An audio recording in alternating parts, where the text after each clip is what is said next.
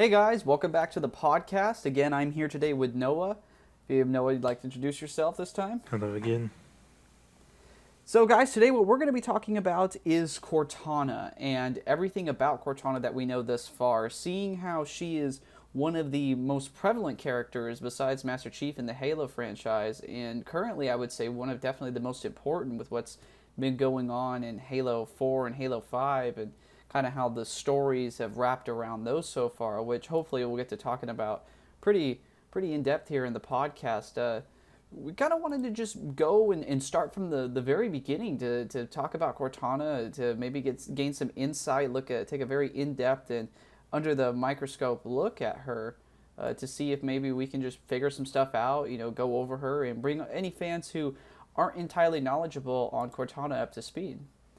What I want to start with is going to be pretty much Cortana's creation in her early life. Cortana was created using Flash clone copies of Dr. Halsey herself. And for those of you who don't know, Flash clones are clones in the Halo universe, and they're designed just like how a normal clone would be, kind of like in other sci-fi like Star Wars and whatnot, except for these clones have a fault to them, and they're not designed specifically, with this purpose in mind, but it is something very big to take into account when you're talking about them.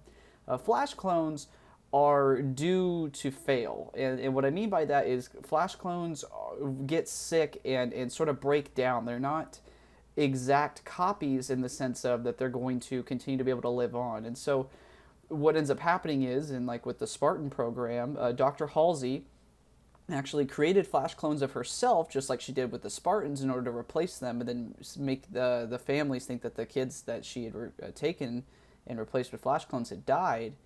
She made about 20 of these Flash clones of herself, but only 2 of them survived. One of the 2 survivors was actually used to create Cortana, and the purpose for this was because Dr. Halsey's neural pathways are the same in the cloned brain. And the pathways were scanned and copied through a process called cognitive impression modeling. And what this does is similar to things like we see in the Halo universe, like in the composer, that actually translates human brain processes and neural pathways into machine data. This is a very similar process where human beings or living things are actually turned into machine data or AI. And this actually happened prior to any of the Halo games that we see. As you know, Cortana's in the first Halo game, and so this was done about 4 years prior to that. The first Halo game starts in 2552, and this was on November 7th, 2549, and this happened on Reach. And for those of you who have played Halo 5, the first cutscene, I actually theorized that the cutscene that we see there is the activation of Cortana, or at least very early on Reach in Dr. Halsey's lab after she made Cortana. For those of you who also don't know, there was actually a very significant line that Cortana said when she was first created, and originally it was in another language, but translated it pretty much says, when the game is over, the king and the pawn go in the same box. And for Dr. Halsey, because Cortana is a clone of Dr. Halsey, in fact, she is the only AI made from living tissue rather than from the actual remnants of a deceased individual. This was kind of significant for her because this is what Dr. Halsey's mother had said to her after their first game of chess. But something else to note at the time was that at least 2 AIs were created from Dr. Halsey's brain during this time on Reach. And for those of you who don't know, the actual AI that was there is mentioned in the book, like First Strike, and her name is Kalmaya, and she is also a smart AI. Unfortunately, we don't see her outside of the book Halo First Strike, where it kind of goes into the background of some of the things that were occurring during the creation of the Spartan 3s and whatnot, and actually helps with Dr. Halsey's escape from Sword Base during the events kind of after Reach. But pretty much from there, it rolls into Cortana's first meeting with Chief, while Chief is still in his Mark V armor, the same one we see in Halo CE, and they work together very early on back then. However, after that mission is over and after Chief, Halsey, actually, and everyone else escapes Reach, before the actual escape of Reach, we see Cortana go to the Pillar of Autumn, which is the ship that we're on at the beginning of Halo CE. And from there, originally, the AI, there was supposed to be an AI that was the true AI for the Pillar of Autumn, like how we see on other UNSC ships. However, due to everything that was happening with Reach, she was forced to do this herself. And that kind of leads into the first chapter that we see in the Halo games, where we're introduced to Captain Keyes and the Pillar of Autumn and Cortana. But from there, there's some significant roles that Cortana plays in Reach, which I kind of wanted to skim over because I know that Noah wanted to talk about it a little bit. Noah, if you wanted to kind of go into that? Yeah, so chronologically, your first introduction as a player in the Halo franchise to Cortana would technically be Reach. I know CE was released first, however, I'm talking about timeline chronology. So we see in Reach that Noble Team encounters Dr. Halsey in her lab, and we encounter this early Cortana in her early days. And not only that, but we actually see one of the things that she ends up doing with Master Chief, which is she ends up picking a Spartan, and she picks your character, the Lone Wolf Noble Six. And so that's another interesting thing to see about her character, to just kind of show how brilliant she was combined with the knowledge of Halsey and with the Forerunner artifacts that they discovered on Reach. And so we get to really see that knowledge pay off, and we see that that choice was the right one, because it ends up being that, you know, your character is the only one that survives out of Noble Team, and you only survive for a little bit longer. You survive long enough to deliver Cortana to Captain Keyes, and long enough to prevent the Covenant from destroying the Pillar of Autumn before it was able to take off. So again, Cortana made the right choice there. She picked the right Spartan. She picked the one that would have gotten the job done, and did get the job done. And so we get to see that early on, and we get to see how the Pillar of Autumn really escaped and got out of there with Cortana's help. Because we know now that she would have had to integrate it quickly, as you say, to the ship because it was in a bad condition. And we hear about how it was damaged a little bit in Halo Wars towards the beginning when you reach Arcadia. Yeah, that is another line from it. And actually, something that's also taken from another piece outside of Reach and whatnot is the line that Cortana says in Halo Legends, where she talks about how long it took her to process the entire sum of like human knowledge. And I was just kind of thinking about when we first meet Cortana in Reach, which chronologically for the games, that's actually the first time you see her. And that's just what she had been doing. She had already kind of accumulated all human knowledge and then was actually working on the Forerunner object that was underneath the ice over by the Oni base, underneath Oni sword, or Oni sword base. I was thinking castle base earlier too, which kind of frustrates me. I meant castle base is where she escaped from. Sword base is where she was at. Right. And so, of course, right after Reach, you know, we all know where it goes next. The Pillar of Autumn arrives at the Halo Ring and launches us into our first Halo game, our first mainline Halo game that was released, Halo CE. And then, of course, like you were saying, Cortana and Chief had already had built up a little bit of a relationship, but as the player, this is the first time you get to see them really interact. And you can already kind of tell that they've met each other due to their interactions, the way they talk to each other. They kind of talk to each other like friends, you know, right when they wake up. And Chief's talking about no thanks to your driving and all that stuff. So that's a really interesting little detail that was expanded upon with the lore. Yeah, and it was definitely also brought out again in Halo Legends again, which is funny to say in the package. Those quick exchange of lines is also there between actually Dr. Halsey and Chief, but because Cortana is a clone of Dr. Halsey, it makes a lot of sense that they worked really well. But as you were talking about just a minute ago, kind of with the relationship with Chief and everything, and her character, I mean, by the time we get into the more recent games like Halo 4 and Halo 5, we see Cortana entering a stage that's very crucial for AIs in the Halo universe, which is that 7-year mark, which is considered the end of the AI's lifespan due to a factor called rampancy. And I actually made some pretty significant points on a video, a YouTube video I made a little bit back, with talking about Cortana and her rampancy and something else called like the logic plague.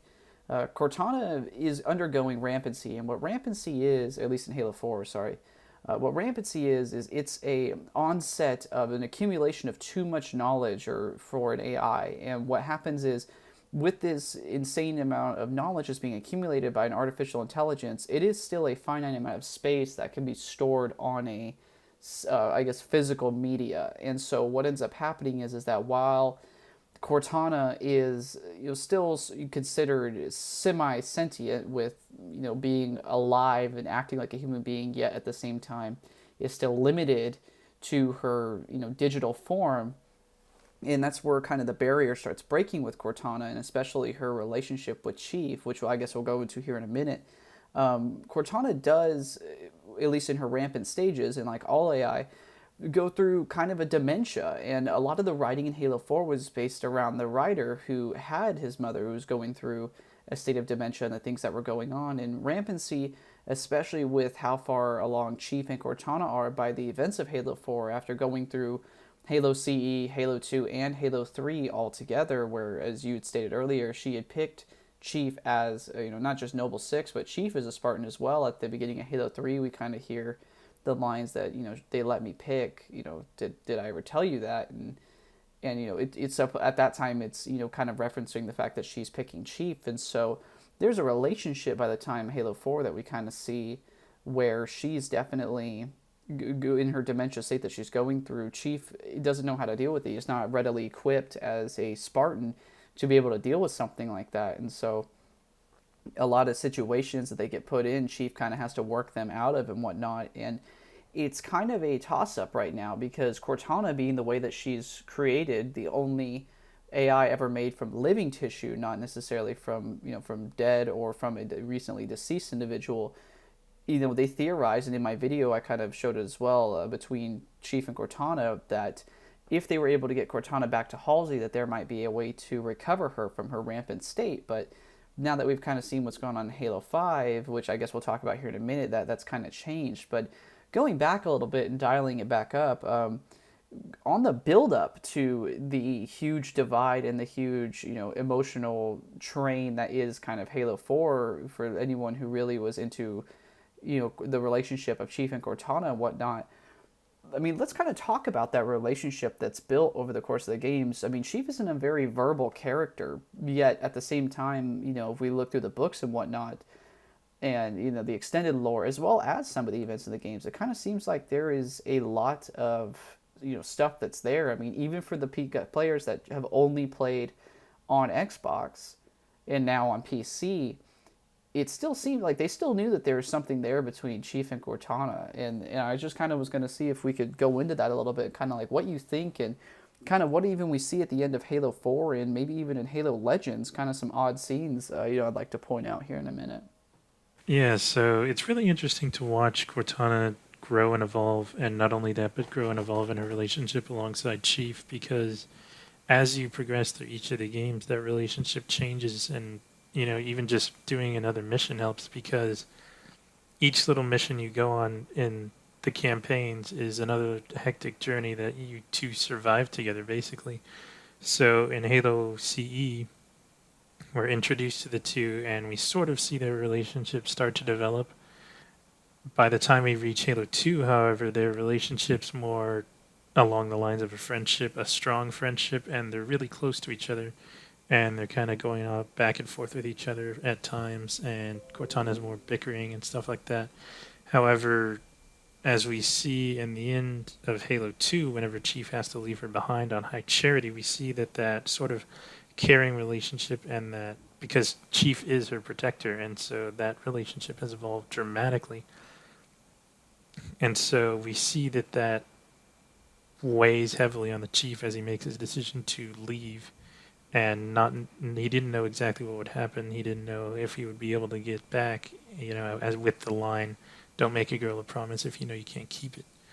So then we're introduced to Halo 3, where we don't have a direct link with Cortana at first, besides the visions that Chief is having, because we know, she's separated from him, and we sort of see him looking at that chip quite often, and Johnson refers to it a lot. And so we see that Chief is determined to get her back and to kind of rescue her from Gravemind, because she's in a bad spot. So throughout 3, you see Chief dealing with the fallout of not having Cortana around, which is manifested in those visions that we see.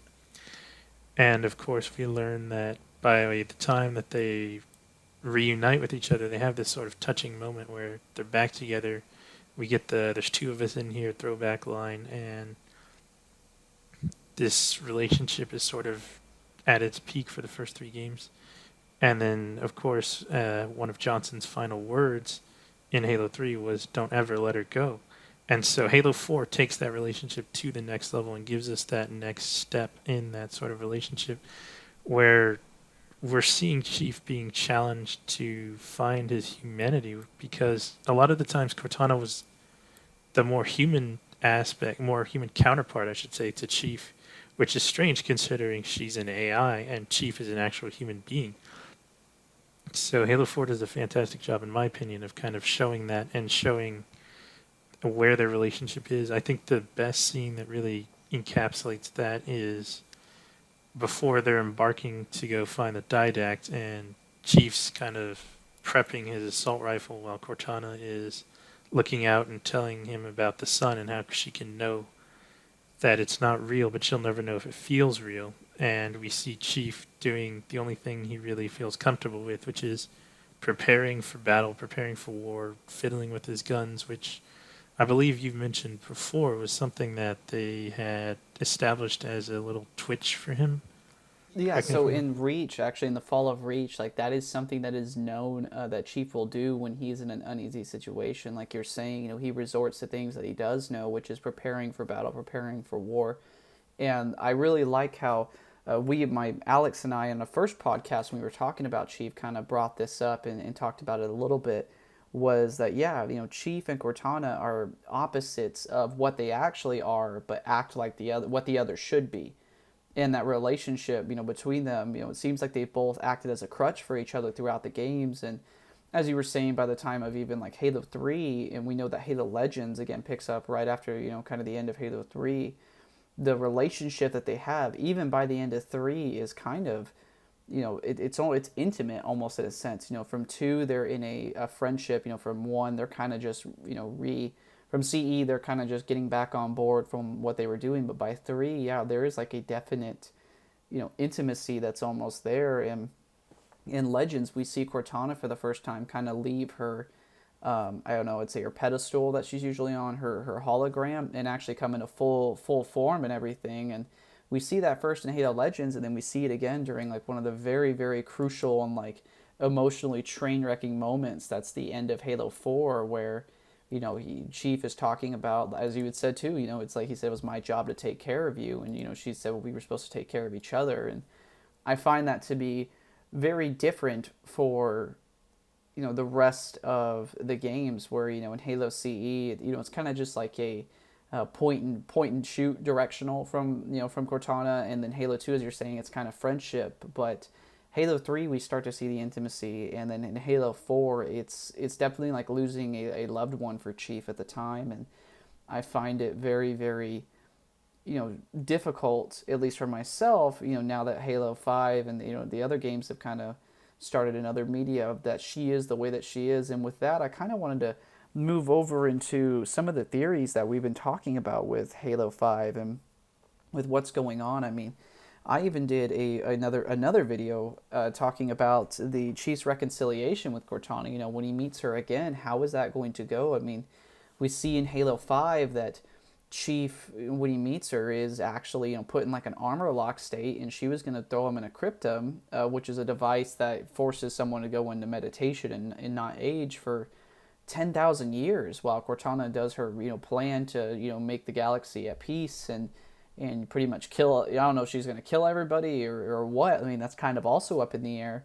But obviously we know that in Halo Infinite, Chief probably is going to meet with Cortana again, and just kind of want to talk about the circumstances under what that could be. I mean, if we look at the Infinite trailer and stuff, and this is going to kind of be going into some of the things with my Chief's reconciliation with Cortana video, we see that there is a lot of things that boot up on Chief's new visor screen during the boot up sequence, like AI countermeasures, and then he also has a chip with a serial number that's only one digit off from hers. And that could mean a lot of things. Like, that could mean that, maybe it's the replacement version of her, meaning like it's actually, Chief has a new version of her, like she stated in Halo 4 on the level or composer.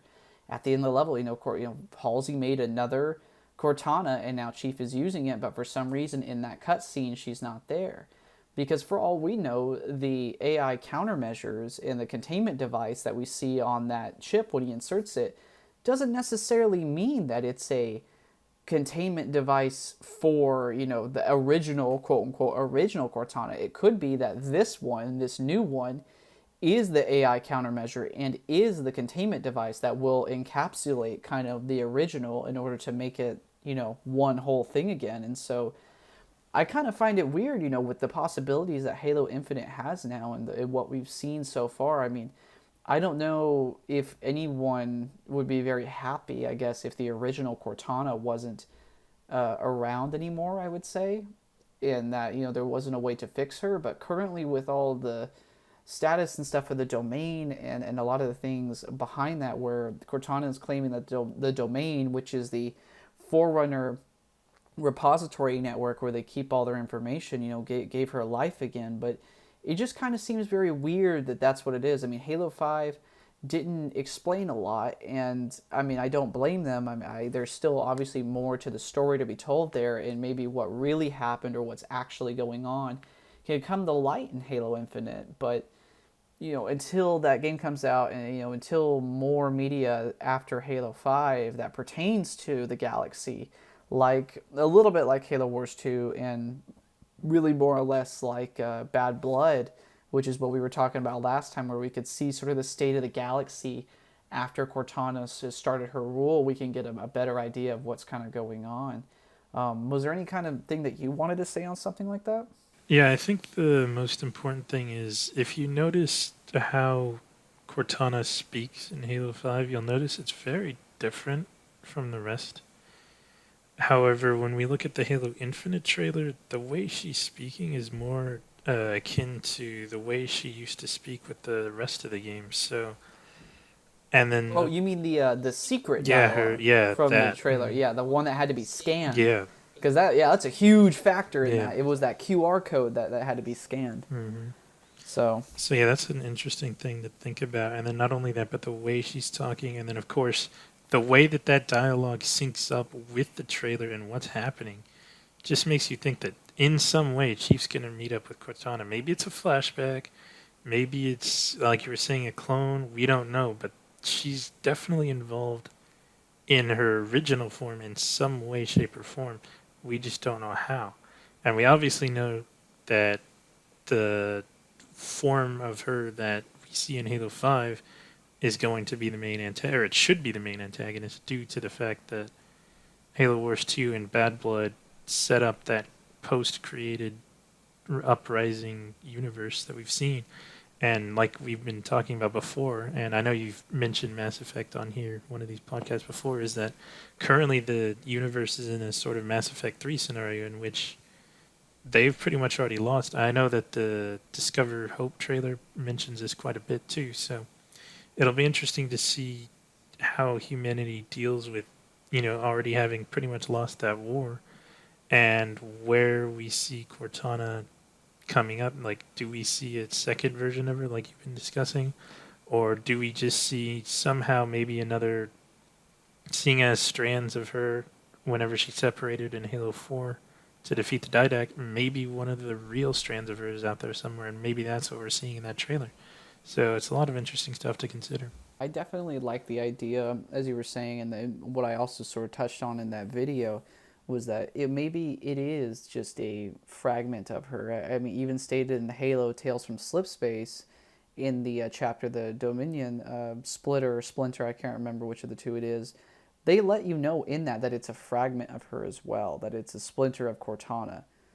Maybe the reaccumulation of her will somehow set her back to normal. I mean, there's a lot that could be done here, and as you and I have discussed, time and time again, Infinite has so much set up for it between its cast and its characters and everything, and the fact that Cortana is kind of in the middle of all this, It's just something that I also wanted to make note of as well, is that Cortana in the original game, like Halo CE, while not on the entire galaxy-wide scale, only 25,000 light years, which back when we were playing Halo CE, it still would have felt probably about the same. When Cortana originally was inserted into the Halo control room on Installation 04, what we're seeing, at least somewhat in Halo 5 and with Halo Infinite, was the original storyline that was supposed to be what Cortana did. I mean, after you left, as Cortana told you to go investigate Captain Keyes and everything, and the introduction of the Flood and Halo Combat Evolved, when you came back, Cortana was supposed to be like how she is now that we see her. And I find that very odd. I know that there have been a couple of videos on it that discovered it, but I remember back when Halo 5 was first released, I had and seen the Halo 3 Essentials disc with the director's commentary of Halo 1 and 2 with Marty O'Donnell, Jason Jones, and Joseph Staten. And yeah, they outright talk about how that really is it, and that Bungie, back when they were doing it, used to save good ideas like that one for the future. And so I don't really think that 343 is kind of going off the scale of what I would say that a lot of fans believe, that that they're changing Halo. I mean, yeah, I believe that Halo changes, but more specifically, Cortana is just doing what has been originally written from her before. I mean, the argument that Bungie compared to 343, it's not the same thing. Bungie was the one that wrote kind of the character and the storyline that we're seeing with Halo 5 and Halo Infinite. So I find that very weird. I'd like to see what 343 is going to do, because I mean, you and I personally, I know, enjoyed Halo 4, at least the story, right? To see now maybe where a recovery from Halo 5 could be made, not just for longer fans like us with Cortana, but for fans that aren't so in lore and so in depth with her, I think would be something that'd be really, really cool, and something that I'd really enjoy to see extensively, to see Halo not only come back. I mean, Reach just came out with PC and all that, and to have Halo Infinite bring back a lot of the things that we see, especially with Cortana, I think would be something really nice. Well, Noah, was there anything else you wanted to talk about? Anything else you wanted to touch on, at least with Cortana in this sense? Yeah, I just mainly think that she probably should have stayed dead. I think it would have been a little bit less complex, but now we do have a lot of interesting options, so it's really just about where we go from here and whether there's an interesting payoff at the end. So we'll see what Halo Infinite has in store for us. All right. Well, thank you very much for coming on to the podcast again. Anytime. I love talking with you, just like every time. Just so you guys know, this weekend I will be doing a 24-hour live stream from 5 p.m. Pacific Standard Time. Saturday, give me a moment here. It's going to be Saturday the 14th to Sunday 5 p.m. Pacific Standard Time, the 15th. Please feel free to join me on Twitch and or message me on Instagram for any of that. Also, make sure to check out my videos every Saturday where I cover lore, theories, and topics. Also, next Wednesday we'll be covering another podcast, and on the 22nd of December, we will be actually bringing together a podcast that we might be doing live as well. So make sure you guys check that out. Definitely. Yeah, we're excited for that one. Keep an eye out for it. Thank you guys so much, and we'll see you next time.